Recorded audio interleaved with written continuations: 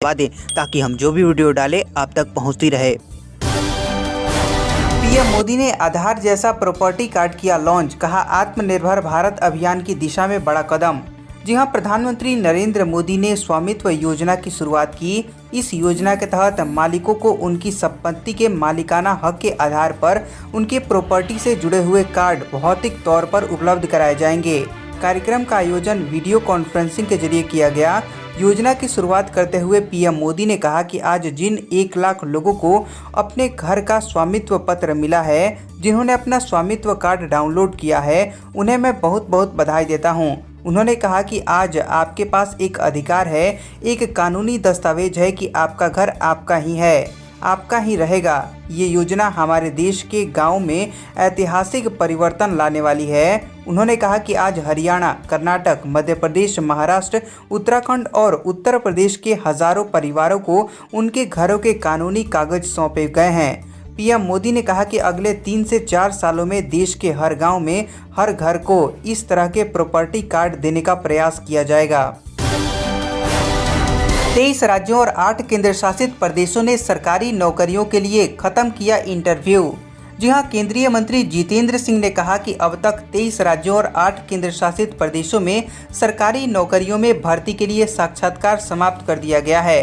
कार्मिक मंत्रालय के एक बयान के अनुसार सिंह ने कहा कि 2016 के बाद से केंद्र सरकार में ग्रुप बी यानी गैर राजपत्रित और ग्रुप सी के पदों के लिए साक्षात्कार को समाप्त कर दिया गया है। मंत्री ने कहा कि 2015 में स्वतंत्रता दिवस के मौके पर लाल किले की प्राचीर से प्रधानमंत्री नरेंद्र मोदी ने साक्षात्कार को समाप्त करने का सुझाव दिया था और लिखित परीक्षा के आधार पर नौकरी में चयन की बात कही थी। उन्होंने कहा कि प्रधानमंत्री की सलाह पर कार्मिक और प्रशिक्षण विभाग ने एक व्यापक कवायद की और 3 महीनों के भीतर 1 जनवरी 2016 से केंद्र सरकार में भर्ती के लिए साक्षात्कार को समाप्त करने की घोषणा की प्रक्रिया पूरी कर ली।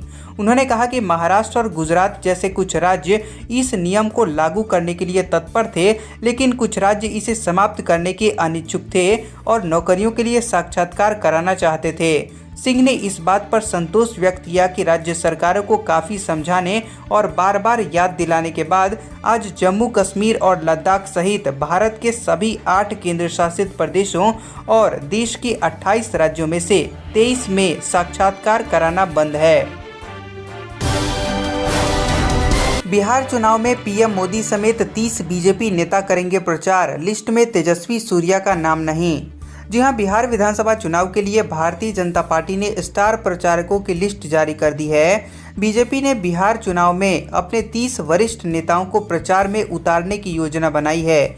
इसमें प्रधानमंत्री नरेंद्र मोदी, गृह मंत्री अमित शाह, राष्ट्रीय अध्यक्ष जेपी नड्डा समेत कई केंद्रीय मंत्रियों और बिहार के बड़े भाजपा नेताओं के नाम शामिल हैं। स्टार प्रचारकों की लिस्ट में उत्तर प्रदेश के मुख्यमंत्री योगी आदित्यनाथ का नाम भी शामिल है। बाकी भाजपा शासित अन्य किसी भी राज्य के मुख्यमंत्रियों का नाम बिहार चुनाव के स्टार प्रचारकों की लिस्ट में नहीं रखा गया है।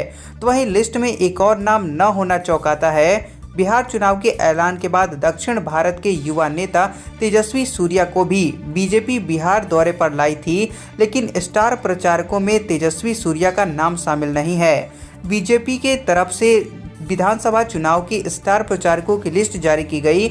इसमें कहा गया है कि बीजेपी के 30 वरिष्ठ बिहार में एनडीए उम्मीदवारों की जीत पक्की करने के लिए उनके पक्ष में चुनाव प्रचार करेंगे। स्टार प्रचारकों की इस लिस्ट में सबसे ऊपर प्रधानमंत्री नरेंद्र मोदी का नाम शामिल है। यूपी में 9वीं से 12वीं तक के स्कूल 19 अक्टूबर से खुलेंगे, इन नियमों का पालन जरूरी। जी हां, कोविड-19 के चलते करीब 6 महीने से बंद चल रहे उत्तर प्रदेश के माध्यमिक स्कूलों को खोलने की दिशा में सरकार ने पहल की है। उप मुख्यमंत्री डॉक्टर दिनेश शर्मा ने बताया कि पहले चरण में 9वीं से 12वीं कक्षाओं तक के स्कूल 19 अक्टूबर से खुलेंगे। उनके अनुसार विद्यालय 2 पालियों में संचालित किए जाएंगे, जिसके तहत पहली पाली में कक्षा 9 और 10 तथा द्वितीय पाली में कक्षा 11वीं और 12वीं के विद्यार्थियों की पढ़ाई होगी। शर्मा ने बताया कि सुरक्षित दूरी का अनिवार्य रूप से पालन करते हुए छात्र छात्राओं के स्वास्थ्य का ध्यान रखना होगा। सरकार की ओर से जारी एक बयान के मुताबिक माध्यमिक शिक्षा विभाग संभाल रहे उप मुख्यमंत्री डॉक्टर दिनेश शर्मा ने यह भी कहा है कि विद्यार्थियों को उनके माता पिता और अभिभावकों की लिखित सहमति के बाद ही पठन पाठन के लिए बुलाया जाए, क्योंकि बच्चों का भविष्य और स्वास्थ्य दोनों महत्वपूर्ण है। उल्लेखनीय है कि 19 अक्टूबर से स्कूल खोले जाने के संदर्भ में अपर मुख्य सचिव आराधना शुक्ला द्वारा शासनादेश भी जारी कर दिया गया है। इस संबंध में स्कूल खोलने से पूर्व स्वास्थ्य, स्वच्छता एवं सुरक्षा प्रोटोकॉल हेतु मानक संचालन प्रक्रिया यानी SOP जारी कर दिया गया है, जो कि विभाग की वेबसाइट पर उपलब्ध है। मुकेश अंबानी ने कहा, देश में 2000 शहरों में ऑप्टिकल फाइबर का जाल बिछाएगी जियो। जी हां, रिलायंस इंडस्ट्रीज के मुकेश अंबानी ने भारत में इंटरनेट कनेक्टिविटी बढ़ाने पर जोर दिया है। उन्होंने कहा कि भारत चौथी औद्योगिक क्रांति में अग्रणी भूमिका निभा सकता है। इंटरनेट कनेक्टिविटी में भारत के वैश्विक नेतृत्व को आगे बढ़ाने के लिए मुकेश अंबानी ने देश भर के 2000 से अधिक कस्बों और शहरों में हाई स्पीड इंटरनेट के लिए ऑप्टिकल फाइबर नेटवर्क का जाल बिछाने का ऐलान किया है।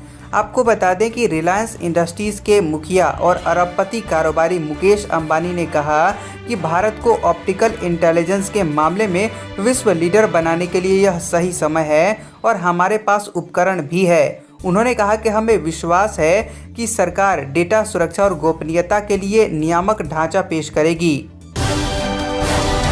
सीएम उद्धव ठाकरे का बड़ा फैसला, आरे मेट्रो कार शेड प्रोजेक्ट हुआ रद्द, अब यहां बनेगा नया शेड। जी हां, महाराष्ट्र के मुख्यमंत्री उद्धव ठाकरे ने काफी समय से विवादों में चल रहे आरे मेट्रो कार शेड प्रोजेक्ट को रद्द कर दिया है। राज्य सरकार ने पर्यावरण को देखते हुए मेट्रो कार शेड बनाने के फैसले पर रोक लगा दी है। आरे मेट्रो कार परियोजना का स्थान बदलने की घोषणा करते हुए इसे यहां कांजूर मार्ग स्थानांतरित करने की बात कही है। ठाकरे ने डिजिटल कॉन्फ्रेंस में कहा कि परियोजना को कांजूर मार्ग में सरकारी भूमि पर स्थानांतरित किया जाएगा और इस काम में कोई खर्च नहीं आएगा। उन्होंने कहा कि भूमि शून्य दर पर उपलब्ध कराई जाएगी। ठाकरे ने कहा कि आरे जंगल के तहत आने वाली भूमि का इस्तेमाल दूसरे जन कार्यों के लिए किया जाएगा। इस परियोजना पर लगभग 100 करोड़ रुपए खर्च हुए हैं, जो कि बर्बाद नहीं जाएंगे।